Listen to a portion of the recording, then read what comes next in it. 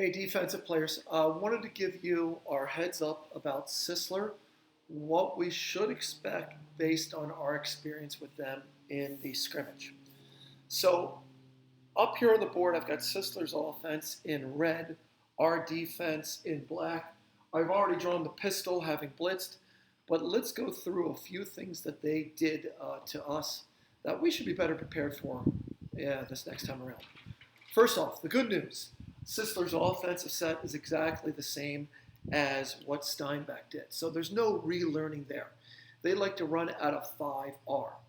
But here are the 4 pass plays that we felt that they like to run that we got hit a little bit blindsided by in the scrimmage. First one, and this is the one I'm going to put first because it's the one I'm most concerned about. They like to run crossing routes, especially from the slot. Now, what should be happening on this is our linebacker should be taking his drop. And if the back doesn't release to your side, you should be looking inside for this cross. So that means Ethan and that means Tanner. For this week, drop as coaches taught you, look in front of you. If the back that you would normally be responsible for hasn't released, then look to the inside for that crossing pattern. That's one.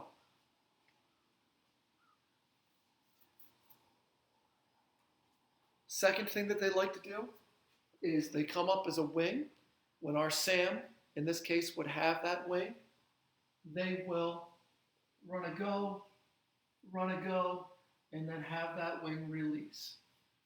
Pretty simple stuff. We weren't ready for it in the scrimmage. We hadn't practiced against this. You should be well ready for it now.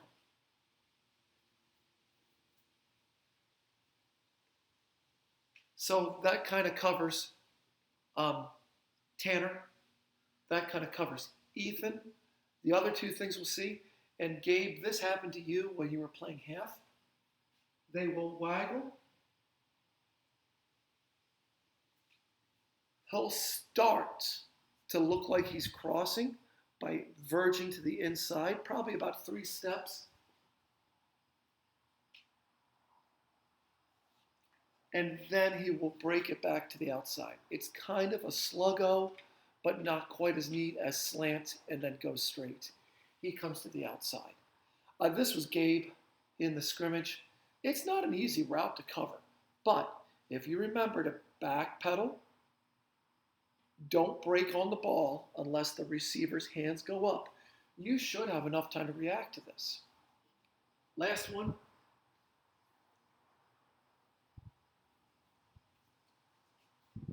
They will cross, and he will release. Now this would be Ethan's man picking him up, and he'll leave early, meaning he'll start to motion before the ball is snapped. So that's going to be your Blues Clues for that, Ethan, or Tanner if they do it to the other side. If he's in the pistol and he starts to motion early, he's probably releasing out on a pass route. So, with those 4 routes, which should be our priority to shut down to make sure that we're aware of? It's the crossing routes. They like to cross all the time. How do we do that? Linebackers get to your drops. If your back hasn't released, look to the inside. One more thing before we go. Liam and Tom, they will put number 75 here and number 44 here. 44 is the 6'8" kid. 75 is the 300-pounder. They're huge, but they play them both ways, and they're primarily defensive players. So when they come to offense, they're going to be tired. Tired offensive linemen become lazy. Lazy offensive linemen hold.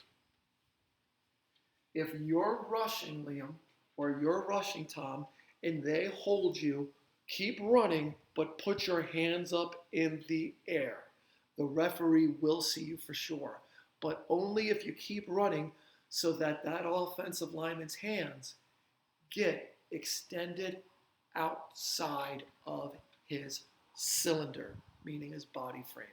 Once they see this, they're going to call holding. Okay, guys, that's our defensive breakdown for Sisler.